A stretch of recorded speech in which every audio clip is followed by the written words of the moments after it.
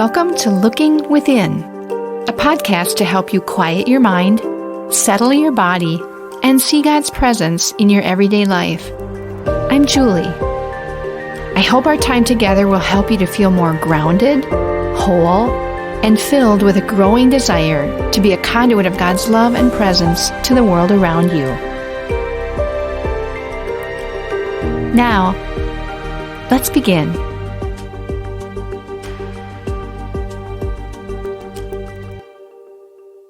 January 2021. In our podcast, Charles and I continue to explore a plan for this year to just survive or to thrive. The idea of thriving seems quite challenging given the circumstances of COVID-19 and the political and social unrest. There is so much anxiety and uncertainty. As we look to the externals of our lives, we feel quite powerless. That's right, Julie, but this whole business of thriving is an inside job. It begins here in our hearts. The story you told 2 weeks ago about the two wolves really gets to that point. I think it's worth telling the story again. I agree. The story goes like this. An old Cherokee teaches his grandson about life. He points to his heart and says two wolves are fighting, one evil, one good. The old man says that these two wolves are in everyone. Thinking about this for a while, the grandson asks, which wolf will win? The old man answers, the one you feed. The story points to the inner dimension of scarcity and thriving. We all know that you can have so many things in life and still live in fear and scarcity. And likewise, you can have very little, but live in abundance and love. Thriving in life is an inside job. So we ask the question today, which wolf will you feed? One quick observation, the bad wolf doesn't need a lot of feeding or attention on our part. Left to his own devices, he will stir up all sorts of fear, which leads to all kinds of bad behavior. But the good wolf needs our attention, needs to be awakened, fed, and enlivened. So maybe the question isn't which one will you feed, but will you feed your good wolf? A few years ago, I walked into a darkened room in a hospital. Family members had gathered around the bedside of their loved one, an older man very near death. He was just barely conscious of our presence with him. I wondered what exactly I could say to him that he would be able to grasp and that would make a difference for him. I took his hand, I bent down close to his ear, and told him who I was. Then I calmly called him by name, Fred, you are safe. I repeated it again, you are safe. And once more, you are safe. His body seemed to relax. We had a short prayer. I said my goodbyes. It wasn't long after this that he went to heaven. I found something powerful in naming this grace. You are safe. I say it to people who are dying, to people who are stressed by personal problems, to people who are overwhelmed by this year. You are safe. We have said that fear is at the core of the bad wolf. Fear is the emotion behind all hurtful actions and words, behind all negative emotions, whether it is greed or anger or jealousy or anxiety. It all comes from fear. We are afraid. It's not surprising then that the promise that we are safe carries so much weight. It is good to name this. It is helpful to name our fears, and it is especially helpful to name God's grace for us. You are safe. For in naming both, we can plan a strategy for quieting the bad wolf and stirring up the good wolf. You are safe. I think of some of my favorite Bible passages. Psalm 23, "The Lord is my shepherd, I shall not want." Or Romans 8, "Nothing can separate us from the love of God in Christ Jesus." Or Philippians 4, "Rejoice in the Lord always. Again I say rejoice, for the Lord is near." All of these great passages are telling us you are safe. Have you ever noticed that? I think some of my most favorite hymns and songs. What a friend we have in Jesus. I know that my Redeemer lives. It is well with my soul. Nearer, my God, to thee. They too all have that same message. You are safe. For me, I think of Bible passages like Joshua 1:9, where God encourages Joshua to be strong and courageous because God's presence is with us wherever we go. Or Jeremiah 29:11, words of God's plans for us for hope, not harm. Or Isaiah 58:11, where we are reminded that we are continually guided and that strength and life are continually replenished within us. There are so many reminders in the Bible that we are safe and cared for. One of my current favorite songs in this regard is a Hope Darst song called "Peace, Be Still," a reminder that if the Lord is near, all is well, even in the midst of a storm. In the book of Psalms, remember is one of the most popular and important words used by David and the others who wrote the Psalms. Again and again, we are told to look back over our lives and remember how God has been there. To feed the good wolf, learn from your past, remember, and know that you are safe. You may question what Charles just said about looking to your past. Things have not always worked out the way we had hoped in our past. That's true. But understand, that's the voice of the bad wolf, the small self who wants things done our way. Sooner or later, we learn that God is not here to prop up our little self-centered ego, whose only concern is what I want. God is here to draw out from us a connection to the good wolf, to find ourselves in God, who is our life. In that good wolf, we learn the truth. We are safe. If the bad wolf deals in fear, the good wolf deals in safety.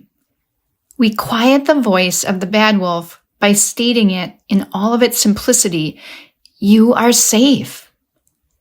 And then nurturing ourselves with all the places where we are reminded of this grace of safety, hymns and songs, Bible stories and favorite verses, our own lives. We feed the good wolf.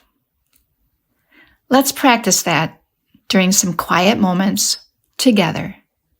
In this quiet space and time, I'd invite you to gently close your eyes and to take a few deep breaths in and out,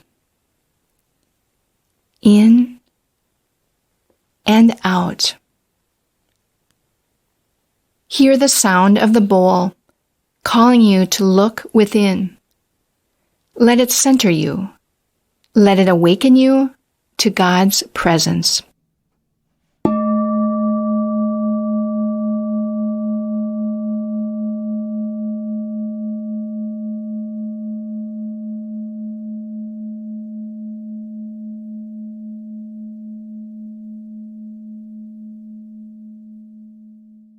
Picture Jesus, the Good Shepherd, holding that little lamb, holding you. You are safe. What does Jesus say to you? What do you say to him? When all has been said, just be present to that moment of being held in safety. We'll be back with you in about 2 minutes.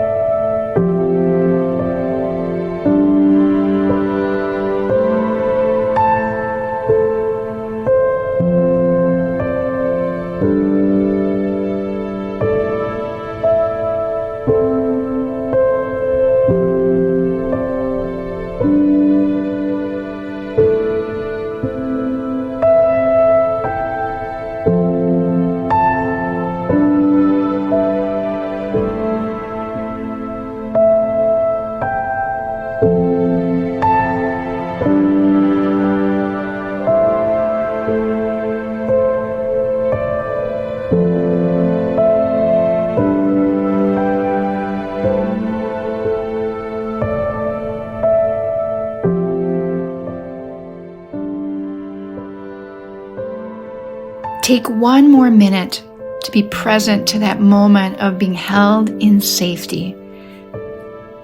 And by just being with God, resting in God's loving presence, and letting God enjoy your presence.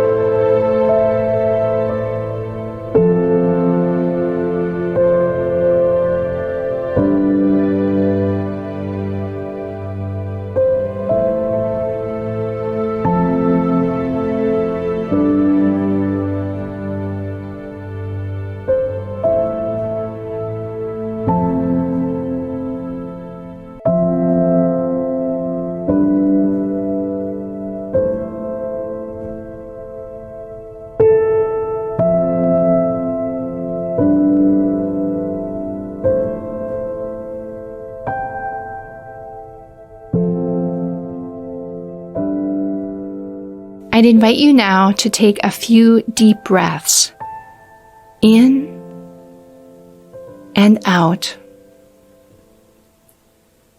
In and out.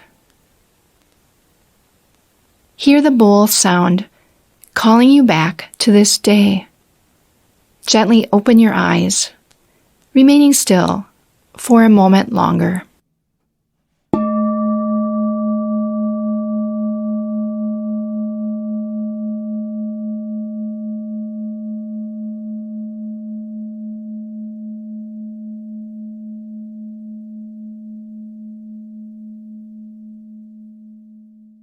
Each day we have a choice. Which wolf will we feed? The bad wolf seems to need no special attention. He can find all sorts of reasons to be afraid and to be mean-spirited. It is the good wolf that lies sleeping, needs to be awakened and strengthened for the day. What he needs to hear the most is, "You are safe." Where do you hear that word best? In the Bible, in hymns and songs, in the stories of your life? Stay with that word today. You are safe. Go back to it again and again. Thank you for making time for your inner self today, for developing and enriching your relationship with God through reflection and discovery. Whatever you've experienced, carry that with you in the coming days. You can find more episodes at our website, Gloria-Day, that's DEI.com/lookingwithinpodcast, or subscribe through your favorite podcast app. If you know someone who might enjoy and benefit from this podcast, share it with them. Your financial contributions make this ministry possible. To give, visit gloria-day.com/giving. Thank you for your support, and we'll see you next time.